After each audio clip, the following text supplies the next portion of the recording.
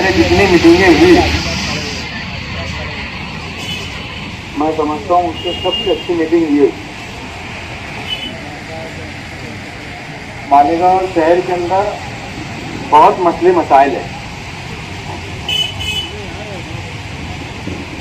आज हम पूरे शहर के अंदर हर इलाकों के अंदर तमाम किनारे की जितनी बस्ती हैं अगर हमारा जाना होता तो मसाइल इतने हैं कि इंसान हल ही नहीं कर सकता। और शहर काफ़ी बढ़ चुका, पहले की बनिस्बत शहर बहुत छोटा था और शहर इतना फैला हुआ नहीं था, तो नशा इतना आम भी नहीं था। और शहर के अंदर अगर नशा आम था तो मैं समझता हूँ जो बीड़ी सिगरेट पूड़ी तंबाकू तक ही हद थी, एक महदूद था नशा, एक महदूद था। आज बोला यार लामहदूद हो गया, उसकी कोई हद भी नहीं है। मैं देखता था मेरे बचपने के अंदर क्या कोई 30 साल उम्र या 40 साल की कोई उम्र हो गए वही सब तो सिर्फ बीड़ी पिया करता था। और आज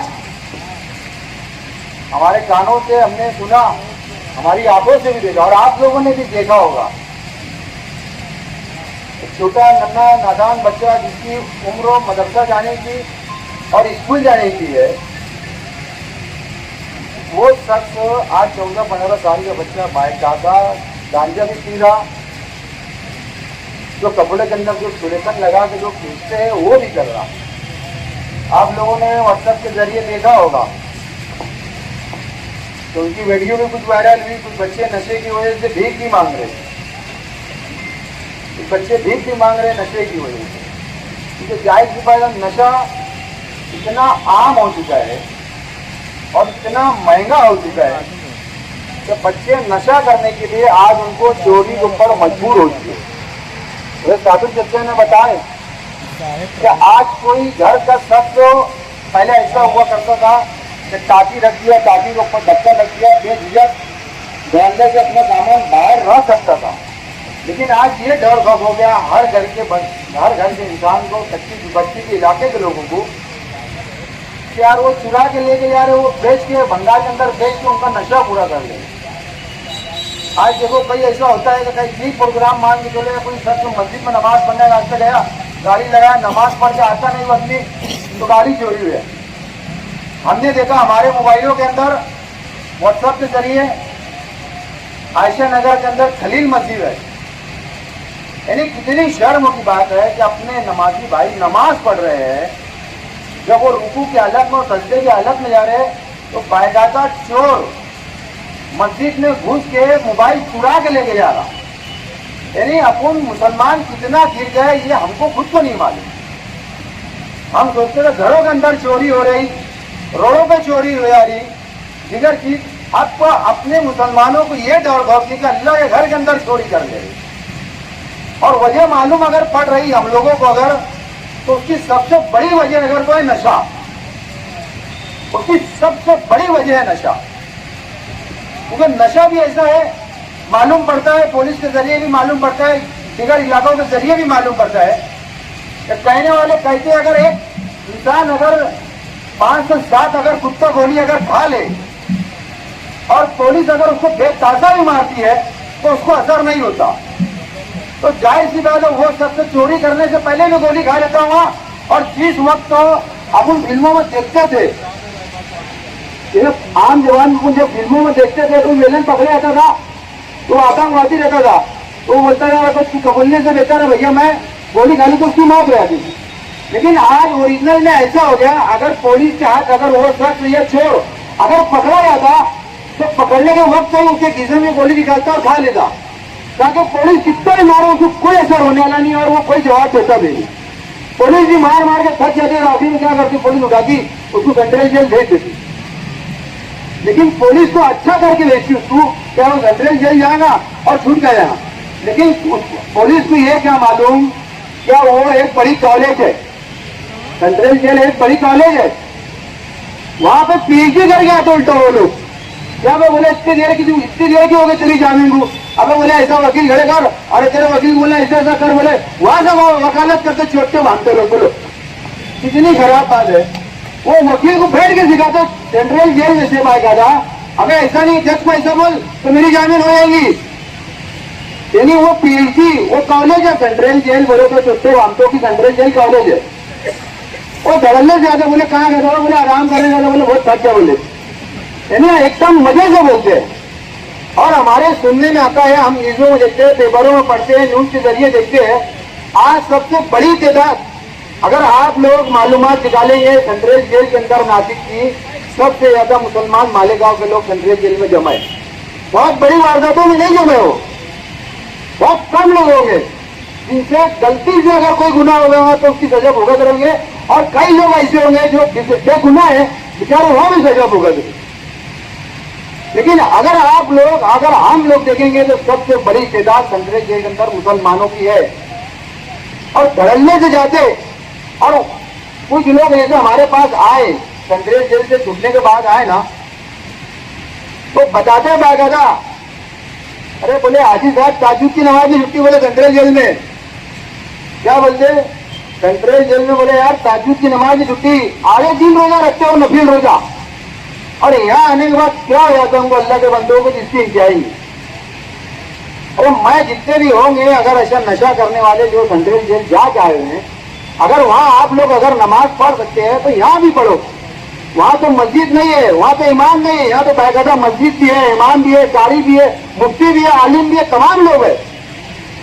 और मैं तमाम मालेगांव शहर के तमाम वासियों से मैं बोलना चाहूंगा, देखो तुम्हारा हमारा एक फर्ज है, एक ईमान वाला भाई एक ईमान वाले का से दुआ करता, इतना तो करते अपन नहीं, उसकी अगर मदद कर सकते हैं, कम से कम अल्लाह से दुआ तो मांग सकते हैं ना, और समझा तो सकते हैं उसको।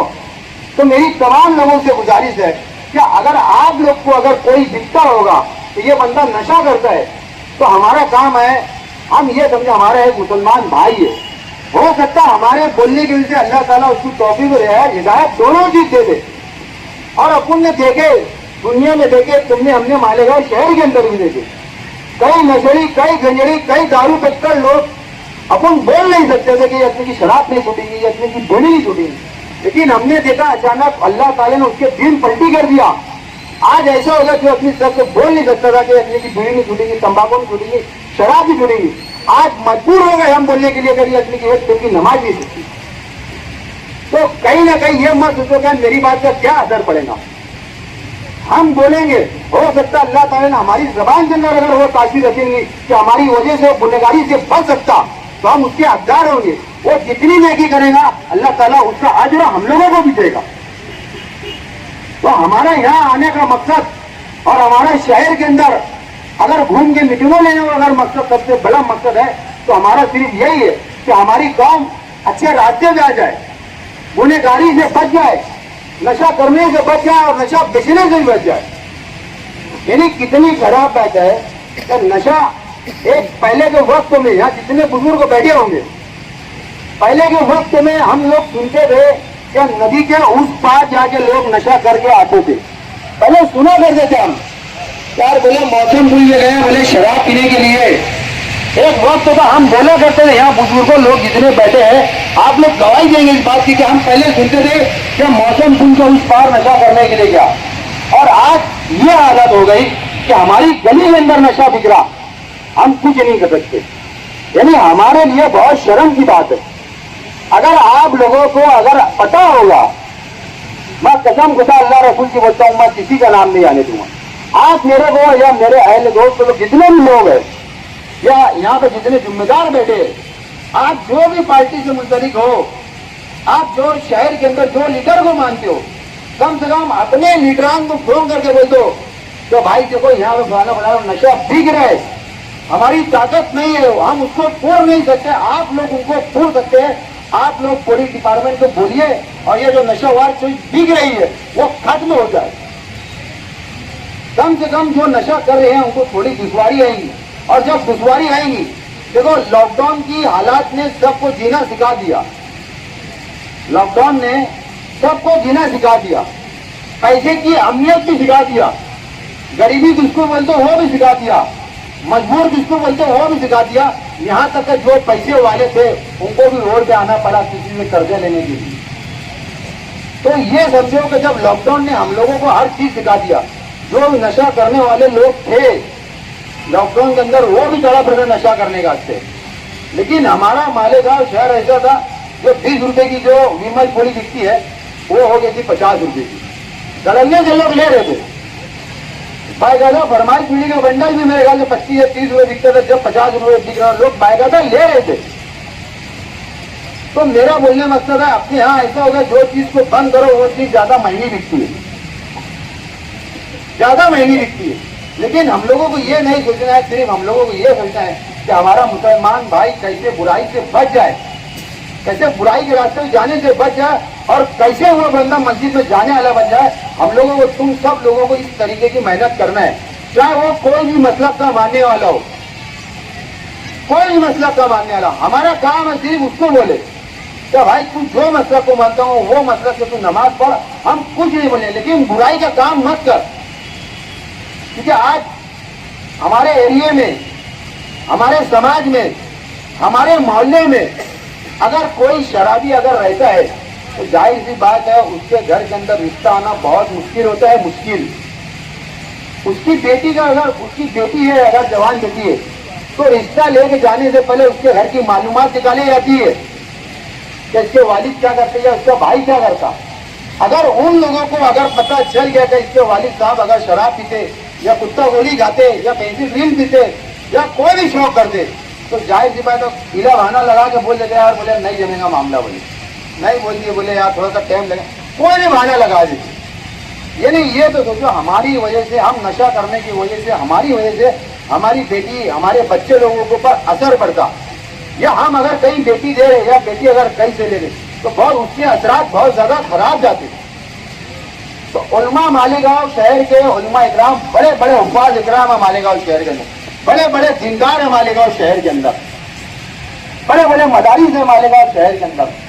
बोल बोल के बेचारे वो भी एकदम थक चुके हैं, ना जाने कितना उन्होंने इस्लाही माजरा ले चुके, हर मसलब के इंसान ने इस्लाही माजरा, ना जाने कितने इस्लाही माजरे हो चुके। और आज हमारे कान ये तरस गए सुनने के लिए कि अब कब होगा इस्लाही माजरा। एक वक्त था जलसा, अगर इस्लाही माजरे का जलसा अगर 10 बजे स्टार्ट होगा, रात में 2 से 3 बजे तक हम लोग पल्ली गाते हुए बैठे हुए एकदम सुकून और शांति से पूरा दिल और दिमाग लगा के उस बातों को, उलमा इकरामों की बातों को हम लोग सुनते थे। और यहाँ तक तो मैंने देखा, मैंने खुद भी करा, जब वो जलसे में से उनके जाते हुए तो कई लोग, मैं बोलता 50% लोग बिगड़ फजर की नमाज पढ़ी सोते नहीं थे। एक जमाना था, आज हम लोगों को फिर से वापस से वही जमाना इस शहर के अंदर लाना है। चाहे कोई मतलब का, मैं तो बोलता हूँ आप कोई मतलब का मानने वाले हो, आप दीनी प्रोग्राम अपने मोहल्ले के अंदर, अपने एरिया के अंदर रखो। और ये मैं बताओ जब कौन रख रहा है या कौन पैसा दे रहा, मेरे से खामोशी से पैसा लेके जाओ, किसी के नाम मत आने दो। हमको सिर्फ एक अल्लाह को राजी करना है, वो अल्लाह पूरी कायनात को राजी कर देगा। इस्लाही माशरे का पैसा मेरे से लेके जाना, और जहां आप लोगों को इस्लाही माशरा अगर करना है मुझे सिर्फ फोन कर दो कि हाजी साहब पूरा बंदोबस्त करवा दो, इंशाल्लाह बंदोबस्त होगा, तारीख आप तय करो, मैं भी नहीं आऊंगा, कोई नहीं आएगा। आप अपने इलाके के अंदर ही सिर्फ दीनी इस्लाही माशरा करो। शहर की लेवल पे करना चाहते शहर की लेवल पे करो, लेकिन कहीं ना कहीं अगर वो इस्लाही माशरे के जलसे अगर मालेगांव शहर के अंदर अगर वापस शुरू हो गए, मालेगांव के अंदर अक्सर ये होटल खुली है तो जाहिर सी बात उसके बाजू में, उसके सामने होटल खुलनी है। अगर वापस से अगर 1 से 2 अगर इस्लाही माजरे अगर जलसे हुए तो पूरे शहर के अंदर जोश खूब हो रहा है। एक जोश नौजवानों के अंदर आएगा कि नहीं वो सब सुने रखे, अपन भी अपने एरिया के अंदर रखेंगे। ये देखो अक्सरियत से ये चीज होती, तो शुरू तो करो।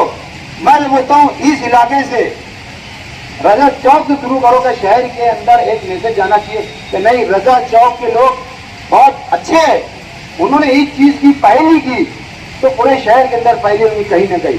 मैं आप तमाम लोगों से जो भाई भी अगर रखना चाहे, जो मसलब के लोग रखना चाहे, सिर्फ मेरे को एक कॉल करो, इंशाल्लाह पूरा सामान भिजाने की जवाबदारी मेरी, पूरा खर्चा उठाने की जवाबदारी मेरी रहेगी।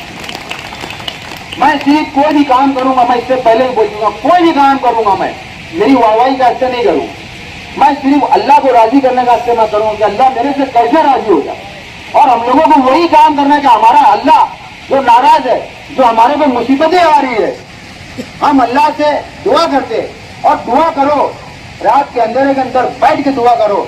अल्लाह ताला वो चीज है कि कारून और गिरोह की दुआ सुन लेता। हमको आप के उम्मती को अल्लाह हमारी क्यों नहीं सुनेगा।